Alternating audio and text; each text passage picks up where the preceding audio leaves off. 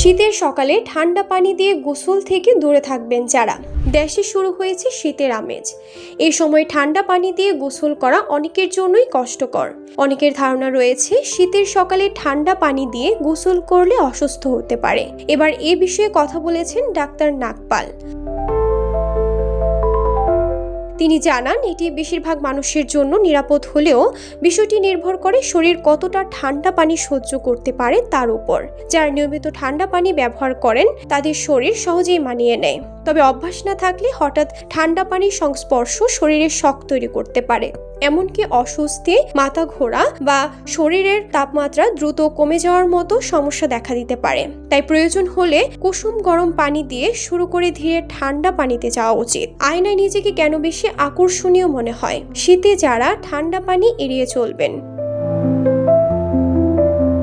ঠান্ডা পানি দিয়ে গোসল সবার জন্য উপযোগী নয়। হৃদরোগ, উচ্চ রক্তচাপ বা শ্বাসকষ্টজনিত সমস্যায় ভুগছেন এমন ব্যক্তিদের ক্ষেত্রে হঠাৎ ঠান্ডা পানি হৃদস্পন্দন ও রক্তচাপ বাড়িয়ে বিপদের ঝুঁকি বাড়াতে পারে। হাঁপানি বা শ্বাসকষ্ট থাকলে ঠান্ডা পানির নিচে ঠিকমতো শ্বাস নেওয়া কঠিন হতে পারে। এই ধরনের সমস্যা থাকলে প্রতিদিন ঠান্ডা পানি দিয়ে গোসল করার আগে চিকিৎসকের পরামর্শ নেওয়াই ভালো।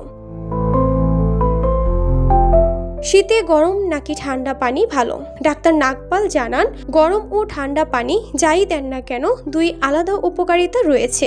গরম পানির গোসল পেশি শীতল করে, জোড়ার ব্যথা কমায় এবং শীতে আরাম দেয়। ঠান্ডা পানির গোসল রক্ত সঞ্চালন বাড়ায়, রোগ প্রতিরোধ ক্ষমতা বাড়ায় এবং শরীরকে সতেজ করে। তার পরামর্শ, শরীরকে অতিরিক্ত চাপ না দিয়ে প্রথমে গরম পানি দিয়ে গোসল শুরু করে শেষে কয়েক সেকেন্ডে ঠান্ডা পানি ব্যবহার করা যেতে পারে। এতে দুই ধরনের গোসলের উপকারী পাওয়া যাবে। শীতের সকালে ঠান্ডা পানি দিয়ে গোসল করা সবার জন্য উপযুক্ত নয়, তবে সঠিকভাবে করলে এটি শরীরে উজ্জীবনী এনে দিতে পারে। নিজের শারীরিক সীমা বোঝা, ধীরে ধীরে ঠান্ডা পানির সঙ্গে অভ্যস্ত হওয়া এবং প্রয়োজন হলে চিকিৎসকের পরামর্শ নেওয়াই ভালো।